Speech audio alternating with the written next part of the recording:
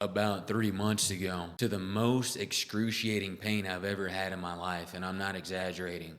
I broke my leg in 3 places. I've had certain things removed from my body. I've broken an arm, broken a pinky, tore my meniscus, blah, blah, blah. I got bit by a snake when I was like 12, okay? All that being said, I woke up to the worst pain of my life. So I hop in my truck and I haul ass to the emergency room.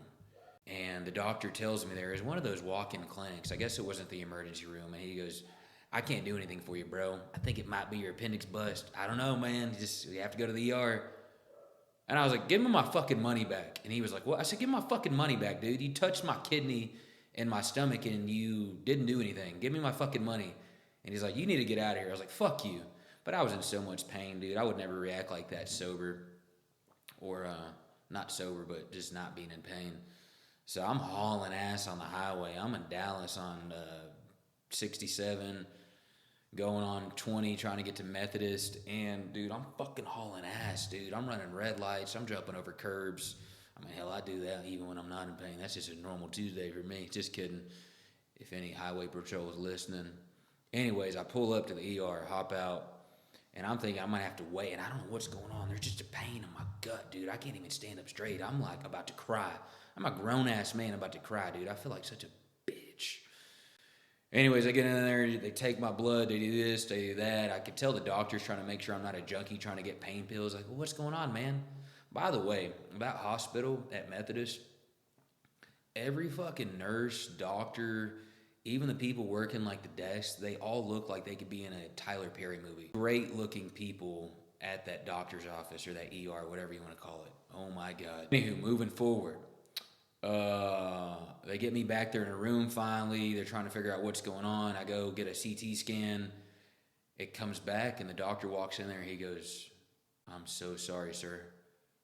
And I go, what's up? He's like, man, if I would have known how much pain you were in, I would have got you something immediately, man. I'm so sorry.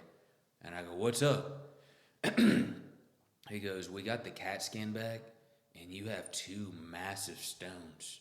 And I go, Doc, I know I have massive testicles, brother, but what's going on in my stomach? He goes, no, you have 2 massive kidney stones on your right kidney.